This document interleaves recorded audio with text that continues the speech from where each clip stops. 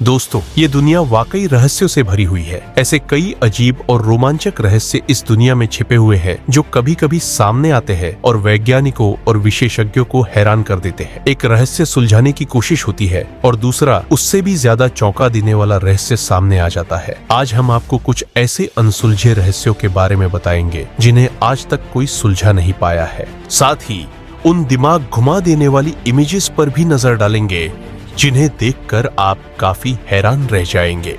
तो दोस्तों, ये वीडियो काफी ज्यादा दिलचस्प होने वाली है।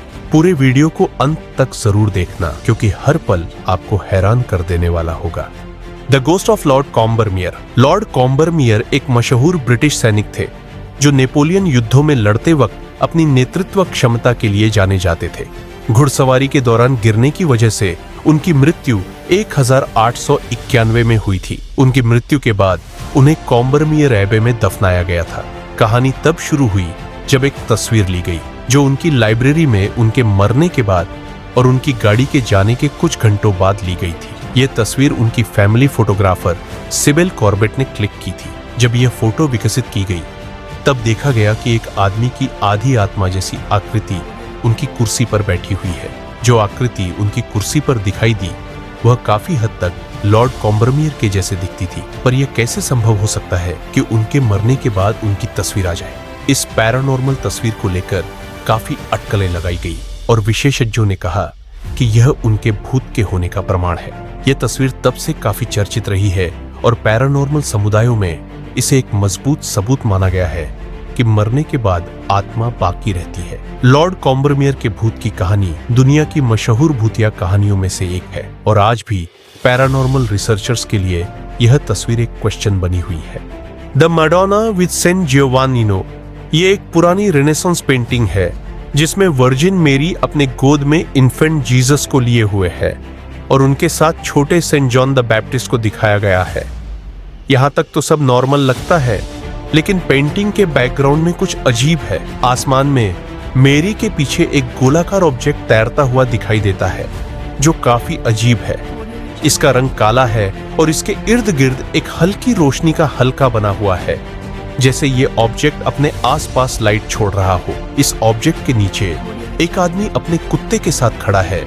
दोनों आसमान की तरफ देख रहे हैं जैसे कुछ अनोखा देख रहे हो। ये दृश्य पेंटिंग में एक अनजानी कहानी का संकेत देता है जो इसे दूसरी रेनेसांस कलाकृतियों से बिल्कुल अलग बनाता है। एक्सपर्ट्स मानते हैं कि ये ऑब्जेक्ट एक पुराने युग का यूएफओ हो सकता है और शायद इस पेंटिंग के माध्यम से कलाकारों ने अपने समय की घटना को छुपाने की कोशिश की। उनके नजरिए से जो गोल ऑब्जेक्ट आसमान में दिख रहा है वो एक एलियन स्पेसक्राफ्ट हो सकता है। कुछ इतिहासकार मानते हैं कि ये ऑब्जेक्ट कोई आकाशीय घटना जैसे कोमेट या एक चमकता हुआ तारा हो सकता है। उस समय के लोग इन घटनाओं को अलग प्रतीकात्मक रूप में देखते थे और ये चित्रकार का एक इमेजिनेटिव प्रदर्शन भी हो सकता है। सबसे बड़ा सवाल यह है कि रेनेसांस जैसा दौर जब कला और धार्मिकता अपने चरम पर थी, वहां इस तरह का ऑब्जेक्ट क्यों दिखाया गया? क्या ये कलाकार का ख्याल था कि ऐसी कोई चीज एग्जिस्ट करती है या कुछ ऐसा था जो उस समय के लोग समझ नहीं पाए? अब तक कोई सही जवाब नहीं है। इसीलिए the Madonna with Saint Giovannino painting एक अनजाना रहस्य बनी हुई है।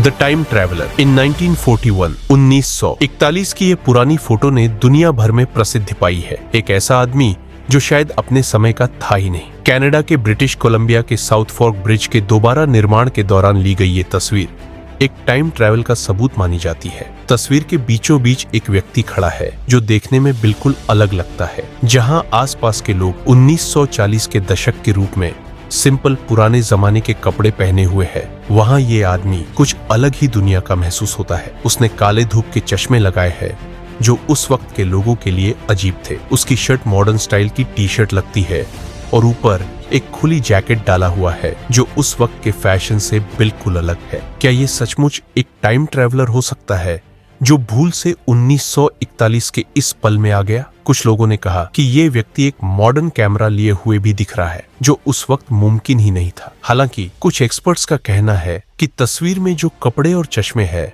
वह उस वक्त भी मिलते थे, बस लोग उनका इतना इस्तेमाल नहीं करते थे। मगर एक बात तो तय है, इस तस्वीर ने सभी के मन में एक रोमांचक राज पैदा किया है, एक ऐसे आदमी का जो उस वक्त का लगता ही नहीं। शायद ये सच है, शायद बस एक भ्रम भी हो सकता है, लेकिन इस कहानी ने टाइम ट्रैवल की सोच को एक नया मोड़ दिया है। क्या आप यकीन करते हैं कि ये आदमी वक्त के परे से आया था? कमेंट बॉक्स में जरूर बताएं। द मिस्टीरियस मार्स फेस एक ऐसी तस्वीर है जिसे मार्स के सतह पर एक इंसानी चेहरे के रूप में देखा गया था। ये तस्वीर नासा के वाइकिंग एक स्पेसक्राफ्ट ने 25 जुलाई 1976 को ली थी, जब स्पेसक्राफ्ट मार्स की ऑर्बिट में घूम रहा था। इस तस्वीर में मार्स के साइडोनिया नाम के एरिया में एक पहाड़ी दिखाई दी, जो दूर से बिल्कुल एक इंसानी चेहरे जैसी लग रही थी। एक बड़ा आंखों, नाक और मुंह वाला चेहरा। तस्वीर देखते ही लोगों के बीच एक बहुत बड़ी चर्चा शुरू हो गई। कई लोगों ने कहा कि ये किसी पुरानी मार्शियन सिविलाइजेशन का निशान हो सकता है, जो अपने पीछे एक चेहरे जैसी मूर्ति या ढांचा छोड़ गई हो। मार्स की रहस्यमयी शेप्स और बाहरी दुनिया के राज हमेशा से इंसानों को अपनी तरफ खींचते आए हैं, और ये चेहरा जैसे उन्हीं राज का एक भाग हो। कुछ लोगों ने इसे एक एलियन या एडवांस सिविलाइजेशन के प्रमाण के रूप में देखा, लेकिन ये रहस्य बहुत दिन तक छुपा नहीं रहा। जब 1998 और 2001 में नासा के मार्स ग्लोबल सर्वेयर और मार्स ओडिसी जैसे स्पेसक्राफ्ट्स ने इस चेहरे वाले एरिया की बेहतर और ज्यादा क्लियर तस्वीरें ली, तो ये पता चला कि ये एक नेचुरल पहाड़ी है जो छाया और रोशनी के खेल की वजह से चेहरे जैसी दिखाई दी थी। नई और ऊंचे रेजोल्यूशन वाली तस्वीरों में चेहरे का कोई निशान नहीं था। ये तस्वीर इतनी मशहूर हो गई थी कि कई कॉन्स्पिरेसी थ्योरीज भी जन्म लेने लगी थी। कुछ लोगों ने नासा पर यह आरोप लगाया कि उन्होंने जानबूझकर इस चेहरे से जुड़ी सच्चाई को छुपाया, लेकिन नासा ने बार बार कहा कि ये सिर्फ एक जियोलॉजिकल फॉर्मेशन थी, कोई मार्शियन ढांचा या किसी सिविलाइजेशन का प्रमाण नहीं है। मार्स फेस ने साइंस और इंसानी सोच में एक छाप छोड़ दी है। ये तस्वीर मार्स के राज को समझने की कोशिश में हमेशा से एक रोमांचक अध्याय रही है, और इसने स्पेस एक्सप्लोरेशन में दिलचस्पी रखने वाले लोगों को मार्स के लिए और ज्यादा खींचा है।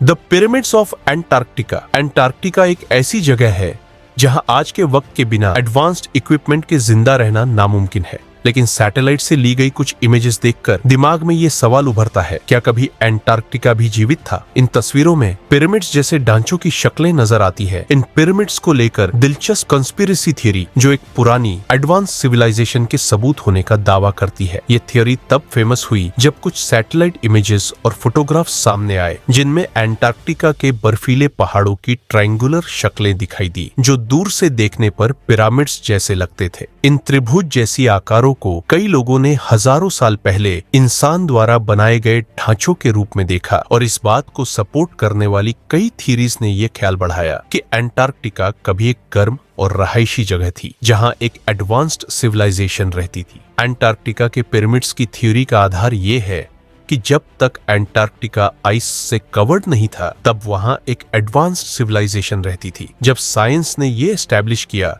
कि एंटार्क्टिका लगभग 34 मिलियन साल से बर्फ के नीचे है, इससे पहले वहां एक गर्म क्लाइमेट था जो जंगलों और वाइल्ड लाइफ से भरा हुआ था, तो कुछ कॉन्स्पिरेसी थ्योरिस्ट्स ने इस फैक्ट का फायदा उठाया। उन्होंने ये कहानी बनाई कि एक खोई हुई सिविलाइजेशन वहां रहती थी और उसी समय के पिरामिड्स अब बर्फ के नीचे छुप गए हैं। इन फोटोज में जो ट्रायंगुलर माउंटेन्स देखे गए, उनका कनेक्शन इजिप्ट के पिरामिड से बनाया गया और कहा गया कि ये उसी तरह के ढांचे हैं जो एंशिएंट ह्यूमंस या एलियंस ने बनाए होंगे। ये बात उन थ्योरीज से भी जोड़ी गई जो अटलांटिस जैसी लॉस्ट सिविलाइजेशंस को एंटार्क्टिका में बसी सिविलाइजेशन से जोड़ती है। एंटार्क्टिका के पिरामिड्स का कॉन्सेप्ट एक इमेजिनेटिव और स्पेक्युलेटिव थ्योरी है जो पुरानी सिविलाइजेशंस और एलियंस की कहानियों से जुड़ा हुआ है। हालांकि साइंस के सबूत कहते हैं कि एंटार्क्टिका में जो स्ट्रक्चर्स देखने को मिलते हैं वो पूरी तरह नेचुरल है और उनका पिरामिड से कोई लेना देना नहीं। ये कहानी लोगों की कल्पना और उनके रहस्यमय जगह की खोज को दिखाती है, लेकिन वहां पर कोई सबूत नहीं मिलते जो पिरामिड्स या किसी एंशिएंट सिविलाइजेशन के होने को सपोर्ट करते हो। दोस्तों, आपकी इन पिरामिड्स के बारे में क्या राय है? कमेंट बॉक्स में जरूर बताएं। The time travels watch in the ancient tomb. ये एक ऐसी अनएक्सप्लेन्ड मिस्ट्री है जो सबसे पहले 2008 के आसपास सामने आई थी। इस डिस्कवरी के मुताबिक चाइना के शंगसी रीजन में आर्कियोलॉजिस्ट एक 400 साल पुरानी मिंग डायनेस्टी की सील्ड टूम की एक्सकवेशन कर रहे थे। ये टूम एक नोबल वुमन की थी जो अच्छी तरह से बंद थी और जिसे पिछले कई सदियों से नहीं खोला गया था। जब आर्कियोलॉजिस्ट ने इस टूम को खोला तो उन्हें एक ऑब्जेक्ट मिला जो एक छोटी मॉडर्न रिस्ट वॉच जैसी थी, जो 10 मिनट 6 सेकंड के समय पर रुकी हुई थी। सबसे अजीब बात यह थी कि इस घड़ी के पीछे के हिस्से पर स्विस जैसा कुछ लिखा हुआ था। स्विस मतलब कि मेड इन स्विट्जरलैंड, जो और भी ज्यादा इस मिस्ट्री को गहरा बनाता है। इस डिस्कवरी ने पूरी दुनिया में क्यूरियोसिटी को जन्म दिया, क्योंकि ये ऑब्जेक्ट एक पुरानी टूम में होने के बावजूद मॉडर्न डिजाइन का था, जो क्लियरली इतने पुराने समय की टेक्नोलॉजी से मैच नहीं करता था। एक थ्योरी के मुताबिक ये एक टाइम ट्रैवल का प्रूफ हो सकता है। कुछ लोगों ने सोचा कि कोई टाइम ट्रैवलर पास्ट में गया होगा और गलती से ये वॉच वहां छोड़ गया होगा। ये थ्योरी कंस्पिरेसी थ्योरिस्ट्स के बीच पॉपुलर हो गई और इसने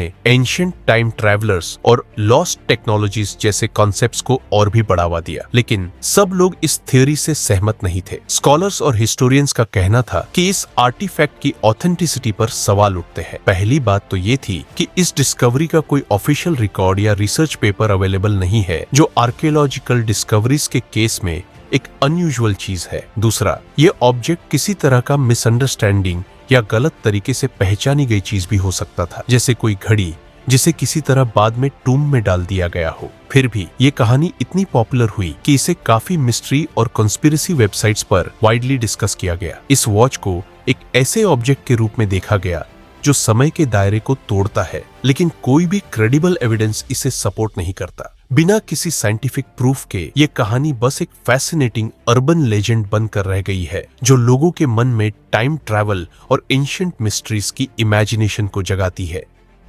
तो दोस्तों, ये थी कुछ मिस्ट्रीज जो इंसान को सोच में डालने पर मजबूर करती है। आपका इन सब मिस्ट्रीज के बारे में क्या कहना है, हमें कमेंट सेक्शन में जरूर बताइए। मिलते हैं एक और शानदार वीडियो में, तब तक के लिए अल्लाह हाफिज।